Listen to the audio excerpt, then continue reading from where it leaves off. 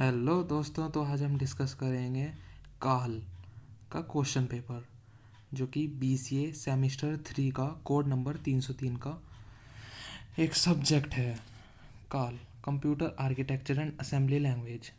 ये paper CCS university ने मार्च 2021 में कंडक्ट कराया था, बट ये होना था दिसंबर 2020 में। कोरोना की वजह से ये 3 महीने लेट हुआ है।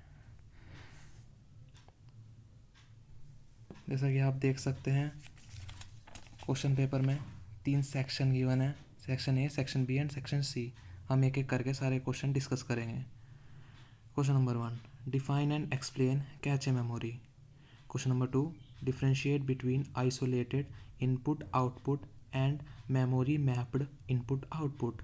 Question number 3, define and explain Booth's algorithm. Question number 4, write about flag register in 8085. Write an assembly language program to add 2 numbers. Section B. Section B में आपको 3 में से 2 क्वेश्चन करने हैं, ठीक है। Question number 6, what are the steps for the simple instruction cycle? Explain fetch cycle, indirect cycle using register transfer language. Question number 7, what do you understand by DMA? Explain giving a diagram. Explain program input output with a flow chart. Section C, इसमें आपको 5 में से 3 question करने हैं और एक question 15 number का weightage रखता है, ठीक है।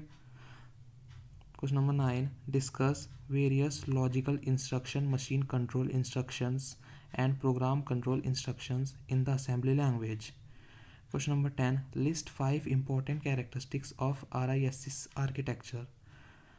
Differentiate between hardwired control unit versus microprogram control unit.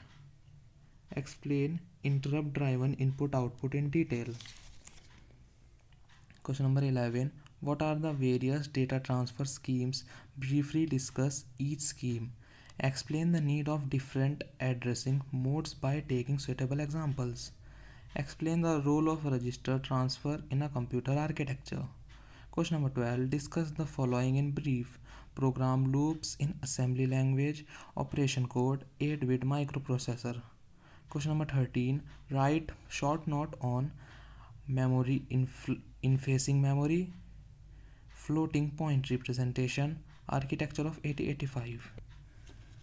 आपको इस क्वेश्चन पेपर में सेक्शन सी से स्टार्ट करना चाहिए, बिकॉज आपके दिमाग में जितना भी स्टफ़ होता है जो आप पढ़ के आए हुए होते हैं वो सब दिमाग में ताज़ा ताज़ा रहता है, और जैसे आप पेपर देने बैठते हैं तो सेक्शन सी में आपको सबसे ज़्यादा लिखना पड़ता है, क्योंकि 15 नंबर का एक क्वेश्चन है, कम से कम 5-6 पेज तो भरने पड़ते हैं। और CCS यूनिवर्सिटी में तो शीट भरने के ही नंबर होते हैं, सबको पता है। तो सेक्शन सी में आपको सेक्शन सी से स्टार्ट करना चाहिए और सबसे ज़्यादा से ज़्यादा पेज जितने आप भर सकते हो उतने भरिए। देन सेक्शन बी करना चाहिए। सेक्शन बी में 3 में से 2 क्वेश्चन करने चाहिए और एक क्वेश्चन 7.5 नंबर का वेटेज रखता है।